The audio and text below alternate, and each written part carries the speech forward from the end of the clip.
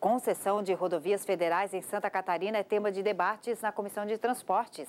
O Plano Estadual de Educação recebe novas emendas na Comissão de Finanças e Tributação. Plano de Previdência complementar para novos servidores é apresentado aos chefes de poderes. E ainda as homenagens do Legislativo a um dos principais intelectuais da história de Santa Catarina. Agora, no Notícias da Semana.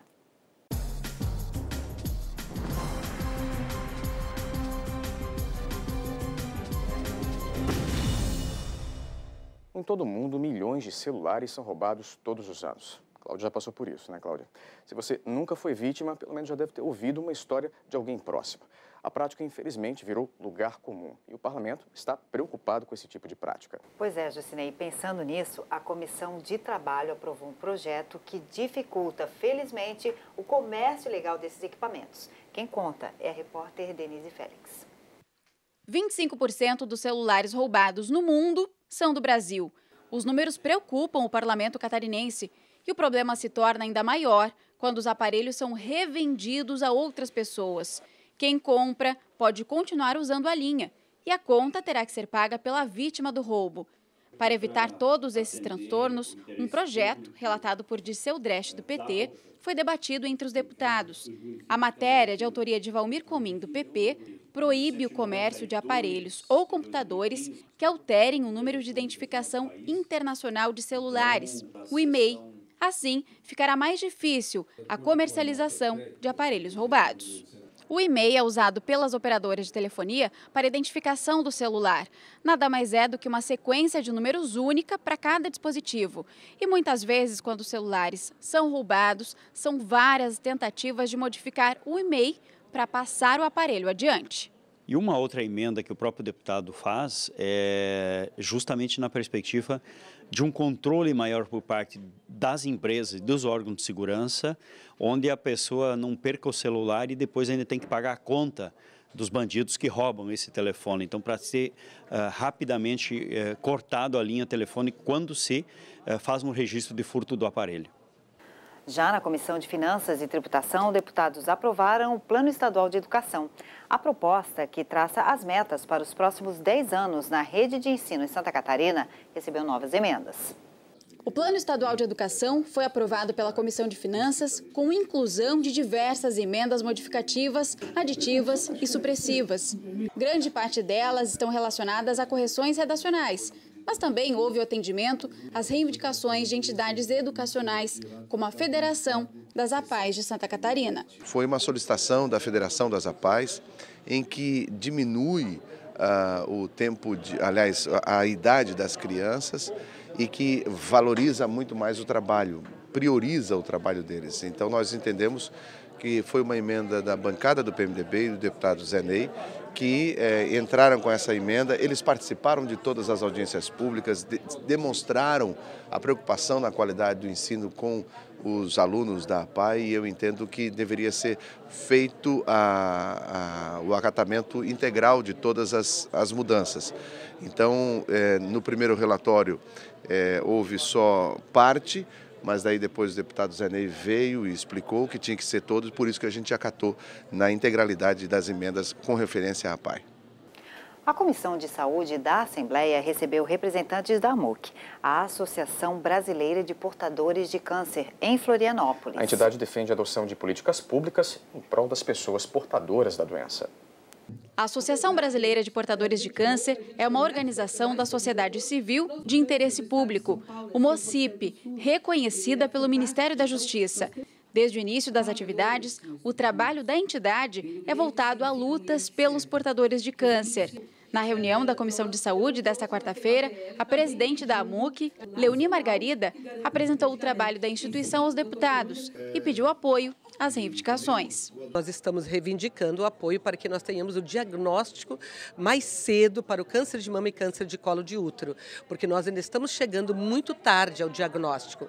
Mas eu também trouxe nessa reunião da Comissão de Saúde outras questões que são lacunas da atenção oncológica, como as questões da resolutividade resolutividade da atenção básica, outras questões como o acesso ao medicamento da dor, o tempo para o tratamento do câncer no estado, o tempo para o diagnóstico, como eu já falei antes, e outras questões que a gente vai pautar em outro momento. A presidente da AMUC participou da reunião a convite da Comissão de Saúde, já que este mês é comemorado em todo o mundo o Outubro Rosa. É uma campanha de conscientização pela saúde da mulher e pela prevenção ao câncer. Nesse mês, nós estamos convidando todas as mulheres a pensarem, a dedicarem um tempo para a sua saúde, por isso que o lema da nossa campanha é por mais tempo. E que elas parem, façam o seu preventivo e façam a sua mamografia. Elas têm que achar um tempinho para si mesmas. A deputada Ana Paula Lima, do PT, presidente da Comissão de Saúde, sabe muito bem o quanto é importante falar sobre a doença. Ela acredita que o caminho para reduzir os índices da doença é divulgar as formas de prevenção e ampliar a conscientização pela saúde da mulher.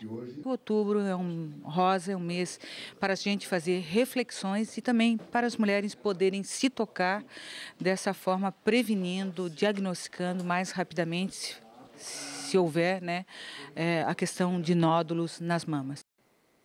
Debates também na Comissão de Transportes, que discutiu a concessão de trechos de BRs em Santa Catarina. São quase 400 quilômetros de rodovias federais. A realização de uma reunião ampliada conjunta da Comissão de Transportes e o Fórum Parlamentar para tratar da concessão dos trechos das BRs 476, 153, 282 e 480 foi aprovada. De acordo com o deputado César Valduga, do PCdoB, pontos precisam ser discutidos para que a concessão de quase 400 quilômetros seja efetivada. Qual a tarifa que vai ser cobrado efetivamente? Isso nos preocupa. Quais os trechos que vão ser duplicados? Quais os trechos que terão passarelas nas cidades que cruzam a 282, por exemplo? A inclusão da 153, o trecho que liga ao Trevo de Irani, ao Rio Grande do Sul, que é um pedido muito forte do povo ali daquela região de Concórdia. Também queremos, nesse debate, incluir a Chapecó, o Trevo de Chapecó até a Leopoldo Sander, porque o movimento que vem do Rio Grande do Sul e que passa por Santa Catarina e vai para o Paraná, passa necessariamente pelo município de Chapecó. Então, nós queremos também que seja feita essa inclusão. Proposta pela deputada Luciane Carminati, do PT, a instituição de um grupo de trabalho para construir alternativas, acompanhar a duplicação e a concessão também foi aprovada. Desde entidades empresariais, de transporte, técnicos, engenheiros, Agência Nacional, DENIT, Polícia Rodoviária Federal, FACISC, a Federação da Indústria, temos também a FETRANSESC, enfim, todas essas entidades estarão participando desse grupo de trabalho. O nosso objetivo é não só discutir o projeto que está bem avançado, mas também discutir a viabilidade técnica, orçamentária e a agilidade do projeto. Os deputados Dirceu Dresch, do PT, e Dr. Vicente, do PSDB, entregaram um relatório final de uma audiência pública realizada no mês de setembro sobre a implantação da Ferrovia Sul em Santa Catarina. Um entrave com a FUNAI, a Fundação Nacional do Índio, vem atrasando os trabalhos. São 6 anos já, desde 2009, que as empresas estão fazendo esse projeto e consumiu 19 milhões de reais até agora. Nenhum papel ainda foi entregue por nenhuma das duas empresas participantes desses consórcios vencedores, o que significa que é um ralo, o dinheiro está indo pelo ralo e o resultado até agora é zero. E, além disso, a FUNAI, num gesto totalmente descabido, propôs a realização, a construção de um túnel de quase 70 quilômetros que encareceria essa obra em 16 bilhões de reais. Para o presidente da comissão, deputado João Amin, do PP, a reunião foi positiva. Com a ajuda da Fiesc, OAB, CREA, Associação Catarinense de Engenheiros, FECAM, a gente formou um grupo de trabalho que vai se reunir periodicamente aqui na comissão e também nas entidades que fazem parte, para que a gente possa acompanhar essas obras importantes para Santa Catarina. E veja ainda hoje a admissão da medida provisória que permite a destinação de recursos para empresas que sofreram prejuízos com as catástrofes climáticas. Os detalhes da MP você confere depois do intervalo. O Notícias da Semana volta já.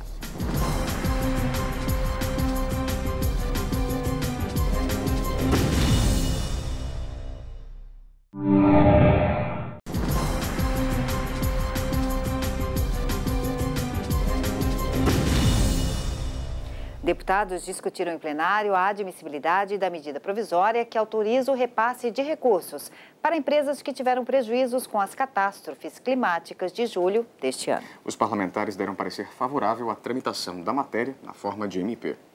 A medida provisória foi admitida em plenário e agora segue tramitando nas comissões de mérito. De autoria do governo estadual, a MP autoriza o repasse de recursos do Executivo para a Agência de Fomento do Estado de Santa Catarina, o BADESC. O objetivo é atender emergencialmente as atividades empresariais em municípios atingidos pelas catástrofes climáticas de julho deste ano, acelerando o processo de recuperação. Os R$4 milhões serão distribuídos através do programa BADESC Emergencial Juros 03. Para contratarem o financiamento, as empresas precisam estar localizadas em municípios que tenham decretado estado de calamidade pública, com homologação estadual. Na nossa avaliação é muito importante para dar uma oportunidade de reerguer os negócios. É uma atividade que gera emprego, que gera renda, que gera impostos. E, ao mesmo tempo, ficaram numa situação difícil, porque perderam grande parte das suas construções físicas, alguns até equipamentos. Portanto, eu não tenho dúvida que vai ser uma medida provisória, que esses R$4 milhões que poderão ser aportados para esses municípios vão recuperar o prejuízo e dar uma condição melhor para esses empreendedores e para a população de um modo geral, restabelecer, reorganizar e começar novamente a recuperar o desenvolvimento daquela região. Os parlamentares também aprovaram um projeto de lei proposto pelo deputado Valmir Comim, do PP, que prevê o compartilhamento entre órgãos da administração pública de Santa Catarina de imagens ou sistemas de videomonitoramento públicos ou terceirizados. A proposta ainda autoriza a celebração de convênios pela Secretaria de Segurança Pública do Estado com municípios e entidades privadas. O objetivo é compartilhar imagens e sistemas de dados de interesse da segurança pública. O grande beneficiado disso, com certeza, além da população, é o próprio poder público, porque ele vai poder otimizar nessa parceria pública-privada, onde o Estado não vai precisar desprender de recursos e vai possibilitar que a entidade privada possa participar compartilhando desse acesso e dando em tempo online à Central de Inteligência de Monitoramento do Estado de Santa Catarina as imagens que, por consequência, vierem a ocorrer pelo fato da filmagem. Isso, com certeza, vai dar um start muito grande e um sentimento maior ainda de segurança por parte da própria sociedade. Ainda em plenário, deputados deram posse ao suplente Júlio Roncone, do PSB. Ele vai ocupar a cadeira do colega de partido, o deputado Patrício Destro. Júlio Roncone nasceu em Rio Negrinho, no Planalto Norte catarinense, e tem a região como base eleitoral. Com 37 anos de idade, é advogado e atua como assessor jurídico do Sindicato dos Servidores Públicos do município. Em 2008, já afiliado ao Partido Socialista Brasileiro, foi eleito vereador na cidade e, em 2009, assumiu a presidência do Poder Legislativo Municipal. Em 2014, Júlio Roncone participou pela primeira vez das eleições para a Assembleia Legislativa. Conquistou 10.587 votos e garantiu o lugar de primeiro suplente na coligação Coragem para Mudar. Assumiu a vaga de deputado estadual no lugar de Patrício Destro, também do PSB, que pediu uma licença de 60 dias para que pudesse ser realizado o rodízio entre os suplentes. A posse de Júlio Roncone foi realizada no plenário da Assembleia Legislativa. O novo parlamentar falou sobre as prioridades para o período em que estará no parlamento.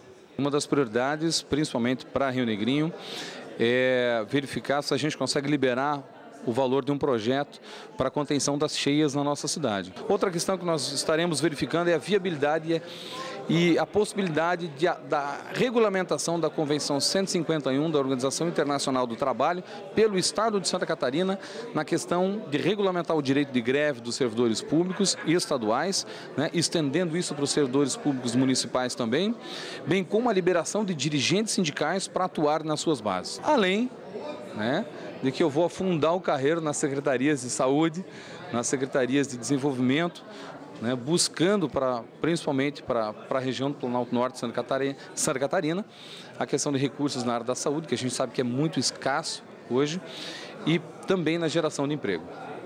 O atendimento aos imigrantes e estrangeiros que chegam a Santa Catarina foi tema de um seminário realizado na Assembleia Legislativa. Representantes de órgãos públicos e entidades debateram políticas de acolhimento para pessoas vindas de outros países. Estado formado por grande contingente histórico de imigrantes, Santa Catarina se depara com novos desafios trazidos pelos deslocamentos humanos atuais. Por isso, o primeiro seminário Migrações Contemporâneas, aberto na Assembleia Legislativa, reúne representantes de órgãos públicos e entidades sociais para debater as condições de trabalho, saúde e educação encontradas por essas pessoas que chegam ao Estado. Temos aí várias etnias aqui no Estado, especialmente haitianos, mas outras etnias, e nós precisamos garantir para esses trabalhadores também direitos, né? A questão do trabalho, da relação de trabalho, né? A questão da saúde, a questão da educação, são temas da política pública que essas pessoas que vêm para cá, né, inclusive trabalham em Santa Catarina, precisam ter esse respeito, né, por parte do Estado, da política pública. As relações trabalhistas entre empresários e imigrantes é um dos pontos centrais do seminário.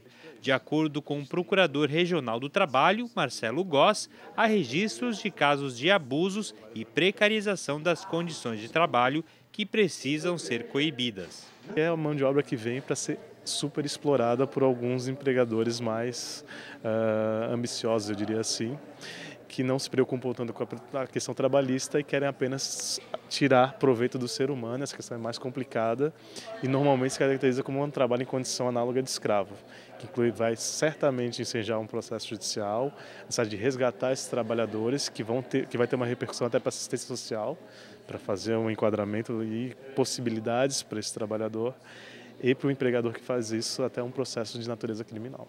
Grande parte dos imigrantes também chega ao Estado com poucos recursos e acaba dependendo de uma rede de apoio que envolve o poder público e entidades sociais. Uma delas é a Pastoral do Migrante de Florianópolis, que faz cerca de 30 atendimentos todos os dias na capital. Acolhemos esse imigrante porque precisa de uma atenção muito especial quanto à documentação para ter a sua cidadania reconhecida, para poderem viver tranquilos e trabalhar tranquilos aqui. Depois tem o ensino do nosso idioma, que não é fácil para eles, e também tem situações quando vem, por exemplo, agora da Síria ou vem de algum país da África que só falam árabe ou falam francês, inglês, os haitianos, por exemplo, né? A gente sabe um pouco de francês, mas a gente custa para entender. Então é a dificuldade para nós entendê-los e eles nos entenderem. Mas com amor a gente chega lá. A programação do seminário terminou com uma palestra do escritor e religioso Frei Beto. A Comissão de Direitos Humanos, que participou da organização do evento, vai trabalhar pela aprovação da nova lei de imigração brasileira. A sessão de autógrafos que antecedeu a palestra foi concorrida e durou mais de 1 hora. O mineiro Carlos Alberto Libânio Cristo, o Frei Beto, já publicou mais de 60 livros que ajudaram a atrair o público até o auditório Antonieta de Barros. Ele não dá entrevistas para a TV e não permite gravar o áudio das palestras. Mas quem veio pessoalmente acompanhar a conferência pôde entrar em contato com ideias revolucionárias. Frei Beto ganhou fama como escritor e religioso dominicano, adepto da teologia da libertação, uma corrente teológica cristã que surgiu na América Latina e prega a interpretação do Evangelho a favor da luta dos mais pobres contra as injustiças sociais. A palestra de Frei Beto encerrou a programação do seminário sobre migrações contemporâneas e os direitos fundamentais dos trabalhadores em Santa Catarina. Durante 2 dias, os participantes discutiram políticas públicas de acolhimento aos imigrantes e o direito ao trabalho decente, à saúde e à educação. O evento foi organizado pelo Ministério Público do Trabalho, o Observatório de Migrações da UDESC, pelo Grupo de Apoio aos Imigrantes e Refugiados de Florianópolis e pela Comissão de Direitos Humanos da Assembleia Legislativa, presidida pelo deputado Dirceu Dresch do Partido dos Trabalhadores.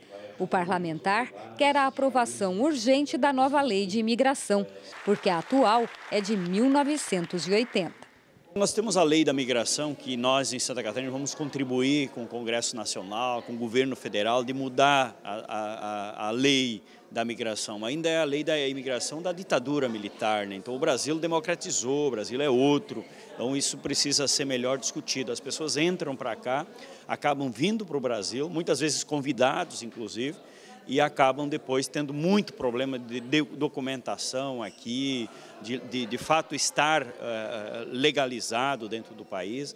Veja a seguir, projeto do regime de previdência complementar para novos servidores é apresentado aos chefes dos poderes. Os detalhes da apresentação em instantes aqui no Notícias da Semana.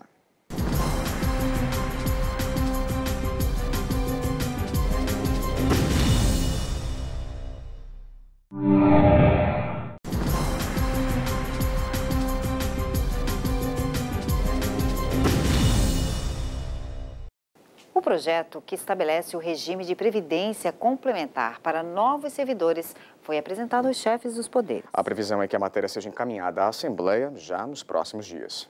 O novo modelo de previdência para os futuros servidores do Estado foi explicado em detalhes para as autoridades.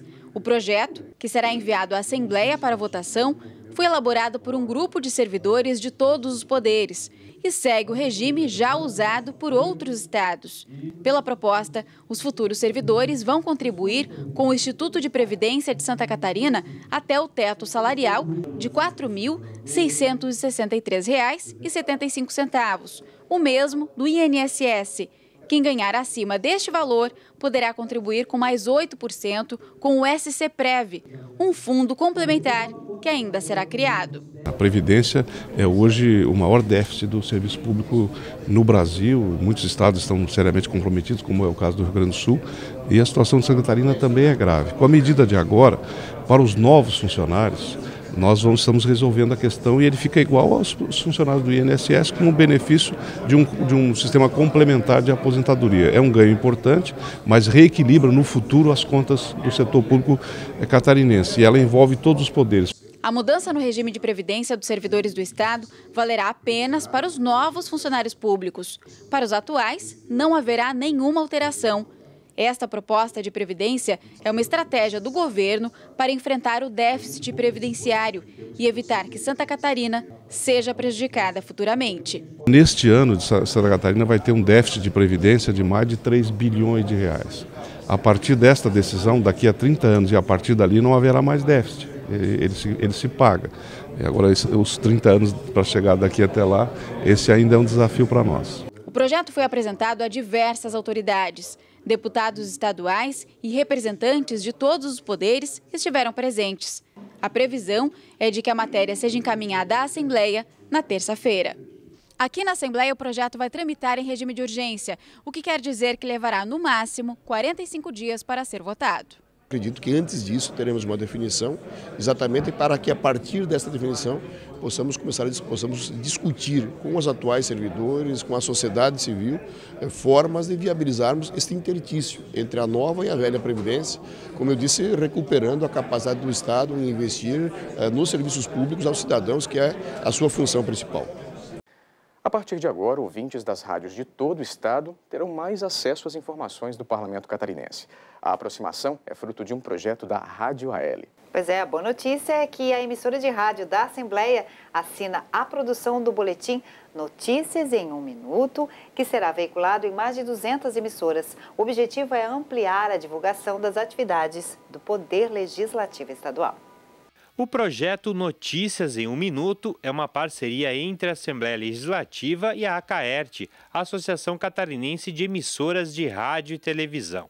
A cerimônia de assinatura do convênio foi no dia 24 de junho. Em seguida, foi aberto um prazo para a inscrição das rádios interessadas em receber 48 boletins por mês para divulgação das atividades parlamentares. A iniciativa foi um sucesso. 242 rádios se credenciaram e passam a receber os boletins produzidos pela equipe da Rádio AL a partir desta terça-feira. De acordo com a coordenadora da rádio, Gisele Dalpiaz, por enquanto as inserções serão sempre às terças, quartas e quintas, dias de maior atividade na Assembleia. Através das rádios catarinenses, ouvintes de todo o estado receberão informações sobre projetos de lei aprovados, audiências públicas e os principais temas em debate no parlamento. A Acaerte é responsável pelo controle da distribuição e veiculação dos boletins, que terão sempre duração exata de 1 minuto.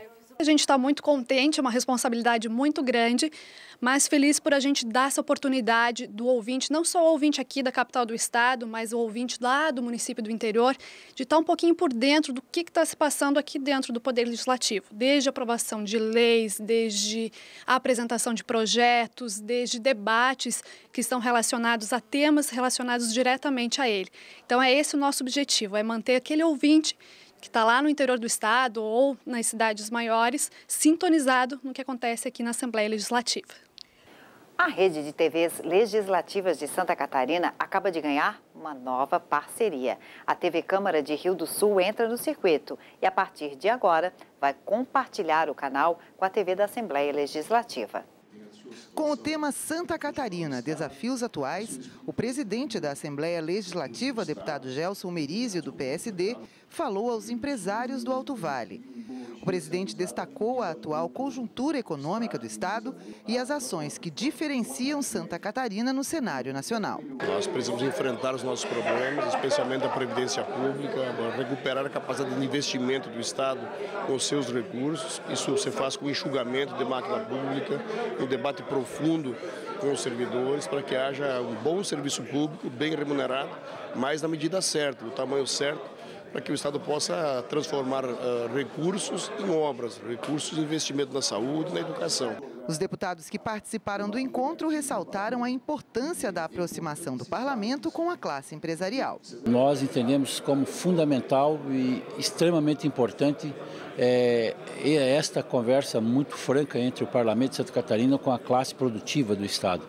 E, logicamente, de que eu entendo que, através do momento de que o presidente Merizio colocar os números de Santa Catarina e dizer o que Santa Catarina representa para o Brasil, e, basicamente, que nós aqui, ainda em Santa Catarina, nesse momento, pela força do povo catarinense, nós ainda estamos conseguindo sobreviver de uma certa forma a essa crise aí que está assolando o Brasil inteiro. O parlamento tem a grande função de representar os interesses, representar aquilo que a sociedade deseja de mudança efetivamente junto ao governo. E é isso que o Merizio vem fazer aqui, colocar a perspectiva atual, o cenário nacional, o cenário estadual, mas também ouvir a sociedade, para que a gente possa de verdade na Assembleia defender aquilo que a população realmente deseja. E isso é muito importante, essa é a verdadeira relação entre parlamento e sociedade. Santa Catarina faz um esforço muito grande, né? A união da Assembleia Legislativa com o governo de Santa Catarina em ações propositivas, em ações que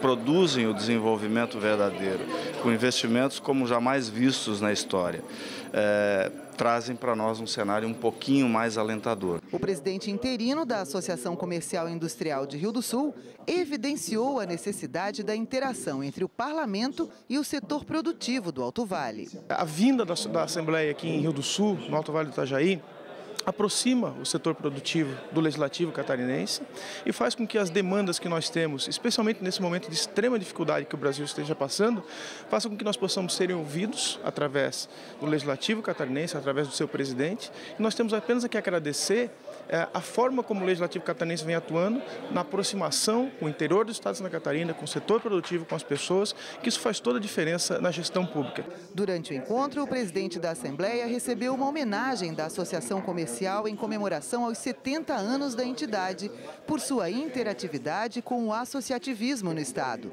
Na segunda parte da reunião, o parlamento catarinense firmou convênio com a Câmara de Vereadores de Rio do Sul para a transmissão das sessões legislativas e produções jornalísticas através da TVAL. Rio do Sul é a 11ª cidade do estado a transmitir a programação da Câmara de Vereadores. A sintonia será possível através do canal 3 em equipamentos analógicos e canal 8 se a TV for digital. A programação será transmitida através da TV a cabo do município. O presidente Gelson Merizio destacou que a visibilidade que essa parceria proporciona para as câmaras de vereadores aproxima o cidadão das ações desenvolvidas nos municípios. Melhora muito na questão da representação, da visibilidade que tem o trabalho parlamentar e também a cobrança que tem da sociedade para com seus representantes. Isso é bom para a cidade, é bom para a democracia e a Assembleia Legislativa dá a sua contribuição para construir, junto com o Rio do Sul, uma sociedade catarinense mais politizada, mais crítica e, por isso mesmo, cobradora de um Estado cada vez melhor. A TVA está proporcionando para Rio do Sul, para a Câmara de Vereadores do Rio do Sul, esta oportunidade de nós nos fazermos presentes, não só com as sessões da Câmara de Vereadores, mas com reportagens, com uma programação, maximizando essa comunicação. Hoje a televisão está nos lares de todas as pessoas, nós temos diversos mecanismos para chegar na comunidade, mas ainda a televisão, né, é um melhor canal para que nós possamos ter uma interatividade até com as pessoas. E para fechar, a homenagem do Legislativo aos 150 anos de nascimento de José Boatê, um dos principais intelectuais da história de Santa Catarina. A cerimônia reuniu diversas personalidades do Estado que lembraram a contribuição do patrono do ensino superior catarinense. Solicitada pela mesa e aprovada por unanimidade pelos parlamentares, a sessão especial em comemoração aos 150 anos de José Boatê destacou a luta pela defesa e valorização da democracia em Santa Catarina, legado importante deixado pelo jornalista, historiador e advogado brasileiro. Para nós, não é só o momento de honrá-lo, de fazer essa homenagem, mas de reflexão. O que nós, que estamos passando por essa legislatura, podemos deixar para os nossos contemporâneos ou aqueles que virão depois de nós? José Arthur Boatê é considerado o pai das letras jurídicas e o patrono catarinense do ensino superior. Em 1932, junto a Henrique Fontes, Otton Gama Dessa, Alfredo Trompovski e Fúvio Adulce, criou a Faculdade de Direito do Estado. Deputado na primeira legislatura do Parlamento Catarinense e por mais 3 vezes, José Boatê foi também o idealizador da Academia Catarinense de Letras e do Instituto Histórico e Geográfico. O acadêmico Gilberto Gerlach é titular da cadeira de número 17, que teve como primeiro ocupante o homenageado. Ele fala da responsabilidade e da honra da posição que ocupa. Não só por ter pertencido a Boatê, mas também a Jerônimo Coelho, Oswaldo Cabral e Carlos Humberto Corrêa. Quer dizer, é realmente uma grande responsabilidade. Durante a sessão especial, a imagem do político, historiador, jornalista, professor e advogado catarinense foi imortalizada com o lançamento de um selo e carimbo dos Correios. Por hoje é só, Notícias da Semana vai ficando por aqui. A gente se vê semana que vem, no mesmo horário. Até lá.